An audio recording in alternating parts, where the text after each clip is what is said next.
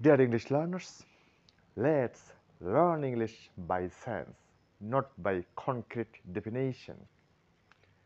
সেন্টেন্সগুলি লক্ষ্য করি, এখান থেকে তাদের বৈশিষ্ট্যগুলো চেনার পদ্ধতি খুঁজে বের করার চেষ্টা করি এবং সে অনুযায়ী বেঙ্গলি টু ইংলিশ করার চেষ্টা করি, যা আমাদের স্পোকেন ইংলিশে এবং বেসিক ইংলিশ গ্রামারে দুটোর জন্যই অতি প্রয়োজনীয়। আমি 1 ঘন্টা ধরে ইংরেজি শিখিতেছিলাম। আমরা অটোমেটিক্যালি বুঝতে পারতেছি এটি একটি অতীতের কাজ। শিখিতেছিলাম, ছিলাম, ললে লাম ততে তাম, এই বিভক্তিগুলি থাকলে অতীত কালকে নির্দেশ করে, সে মোতাবেক এই সেন্টেন্সটি একটি অতীত, দ্যাট ইজ পাস্ট। কাজটি অতীতে নির্দিষ্ট বা অনির্দিষ্ট 1 ঘন্টা ধরে, পিরিয়ড অফ টাইম, অনির্দিষ্ট সময় ধরে কাজটি চলিতেছিল, মানে কাজটি ছিল চলমান। চলমান থাকার কারণে সেটার জন্য আমরা ব্যবহার করব কন্টিনিউয়াস। এবং যেহেতু সময়ের উল্লেখ আছে, শুরু হয়েছে শেষ হয়েছে, সেক্ষেত্রে ব্যবহার করো পারফেক্ট। তাহলে অটোমেটিক্যালি এই সেন্টেন্সটিকে আমরা পাস্ট পারফেক্ট কন্টিনিউয়াস টেন্সের ফর্মুলায় লিখতে পারি। এখন মিলিয়ে নেই পাস্ট পারফেক্ট কন্টিনিউয়াস টেন্সের সাথে এই সেন্টেন্সের কতটুকু মিল। আমরা জেনেছি পাস্ট পারফেক্ট কন্টিনিউয়াস টেন্সের সংজ্ঞা, যেটা ডেফিনিশন, অতীতে কোনো কাজ কিছু সময় ধরে চলিতেছিল বা হইতেছিল এমন ভাব প্রকাশ করলে ভার্বের পাস্ট পারফেক্ট কন্টিনিউয়াস টেন্স হয়। সেটা তাই বোঝালো অতীতে কাজটি কিছু সময় ধরে চলিতেছিল।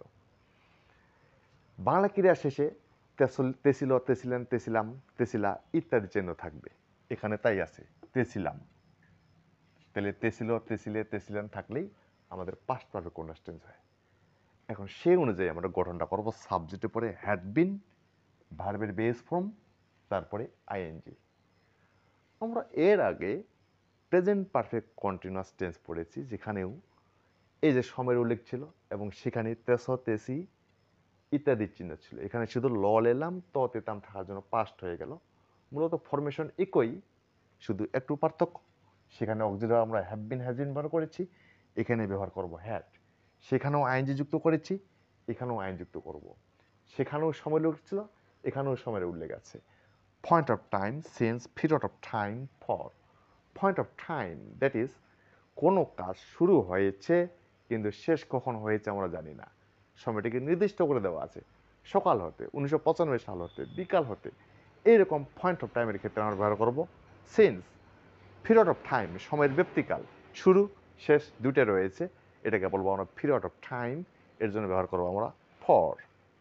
1 ঘন্টা ধরে, 1 মিনিটে শুরু করেছি, 60 মিনিটে শেষ করেছি, 1 ঘন্টা ধরে, 5 বছর ধরে, এই জাতীয় ক্ষেত্রে আমরা ফর ব্যবহার করব।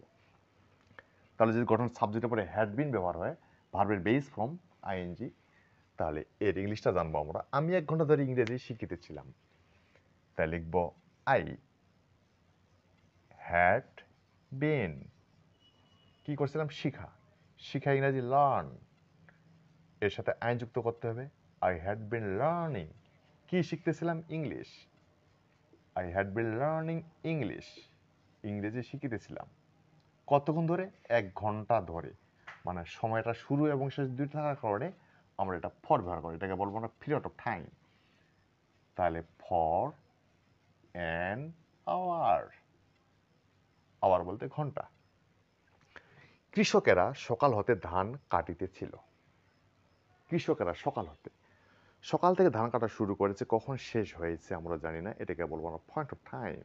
তার জন্য ব্যবহার করা আমরা সেন্স।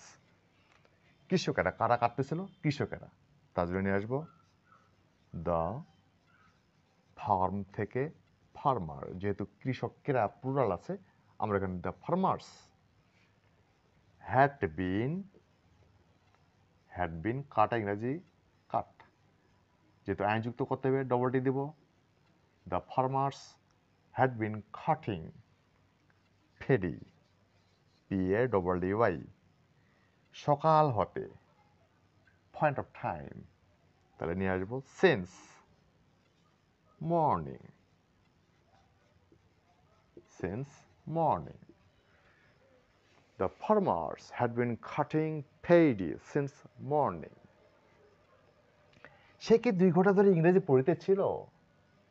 Dear learners, আমরা আগেই জেনেছি যখনই কোনো সেন্টেন্সকে নেগেটিভ করতে হবে তাহলে সেই সেন্টেন্সের নাম্বার পার্সন টেন্স অনুযায়ী অক্সিলারি ভার্বের সহিত নট যুক্ত করব এবং অক্সিলারি ভার্বগুলো আমরা জানি am, is, are, was, were, have, has, can, could, may, might ইত্যাদি ইত্যাদি।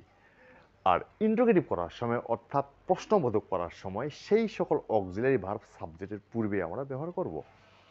তাহলে সে কি, এখানে কি থাকার কারণে এটা একটি প্রশ্নবোধক বাক্য, তার জন্য এই যে অক্সিলারি ভার্ব আমরা হ্যাড আছে সেই হ্যাড সাবজেক্টের পূর্বে ব্যবহার করতে হবে।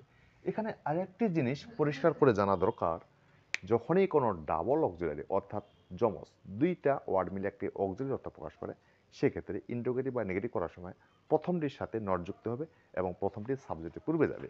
যেমন এখানে হ্যাড বিন, হ্যাড এবং বিন দুইটা যুক্ত করা আছে, আমরা নেগেটিভ করার সময় হ্যাড বিন নট না লিখে আমরা লিখব হ্যাড নট বিন। ইন্টারোগেটিভ করার সময় হ্যাড বিন হি না লিখে শুধু হ্যাডটা যাবে হ্যাড হি বিন। তাহলে সে কি 2 ঘন্টা ধরে ইংরেজি পড়তেছিল, তাহলে এখানে শুধুমাত্র আমরা হ্যাড নিয়ে আসবো, বিন এটা পরে লিখবো, হ্যাড হি এখন নিয়ে আসবো বিন, হ্যাড হি বিন পড়া ইংরেজি read, had he been read যেহেতু এখানে কন্টিনিউয়াস টেন্স আইনযুক্ত করতে হবে, হ্যাড হি বিন রিডিং কি পড়তেছিল English, had he been reading English, had he been reading English 2 ঘন্টা ধরে, ফর 2 আওয়ার্স। যেহেতু প্রশ্নবোধক এখানে একটি প্রশ্নবোধক চিহ্ন দিতে হবে। Had he been reading English for 2 hours, সে কি 2 ঘন্টা ধরে ইংলিশ পড়তেছিল। So my dear learners, thank you very much for watching my video. If you think that this video has come to your use, you have learned a bit from this video, and if you think that this channel is appropriate for you for learning English, then don't make any late. Please subscribe my channel and like, comment and share my videos. Thank you very much for watching my video. Bye.